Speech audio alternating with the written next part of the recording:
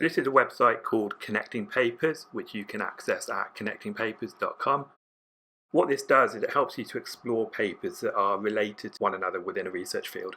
So it can be used without an account, so you see I've not actually logged in here yet. It does have a pricing structure, so you can use it for free. It will only give you 5 graphs per month, but all those features are included. If you want to upgrade to the academic platform, then you can use that for $6 a month, and that gives you unlimited graphs. You don't necessarily need to sign in, so I haven't signed in. You can use it to create a couple of graphs just to play around with it and see how it works and whether it's going to be useful. So what you can do is you can search for papers by their DOI. You can go to PubMed and put in URLs. You can search with keywords. And essentially what it does is it builds a map of where that paper fits into the literature. So it's giving me a warning that I've used my 2 free graphs this month, so I can just get rid of that. The node paper, or the origin paper, is this one highlighted in purple here. So this is the paper that I searched for, and you can see it's also at the top of this origin list on the left.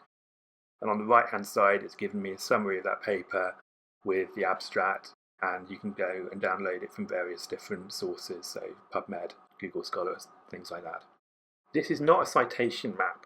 So what the visualization is showing you is how the paper that you've searched for fits into the literature. It doesn't necessarily mean that a paper that's joined by one of the lines has cited or is cited by that paper, which might be the case, but it allows you to find different papers within a research field. If you go down to the question mark down here at the bottom, it explains this in a little bit more detail. So it's saying that the papers are arranged according to their similarity. So like I said, not a citation map.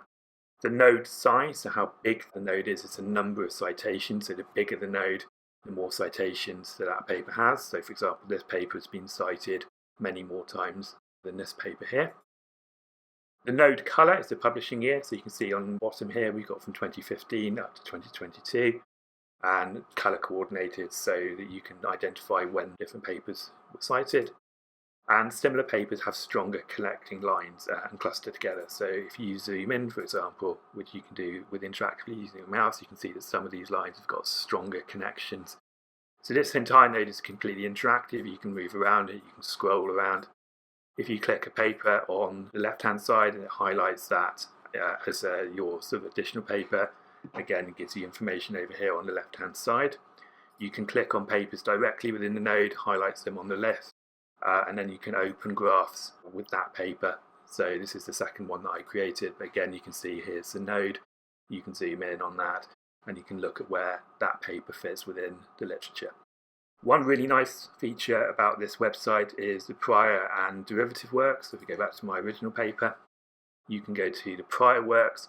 It will give you a list of the top papers that were most commonly cited by the papers in the graph.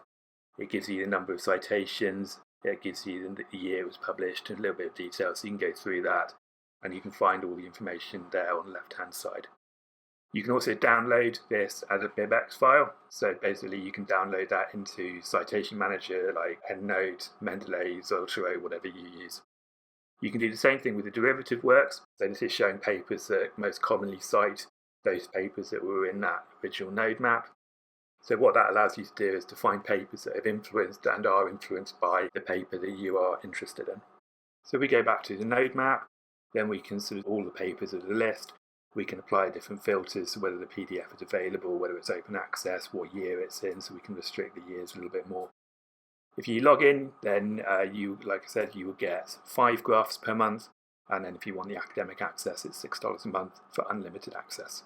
But Connecting Papers, really quick, really easy way to find papers that are quite closely linked to your research area but aren't necessarily cited by the node paper that you put in.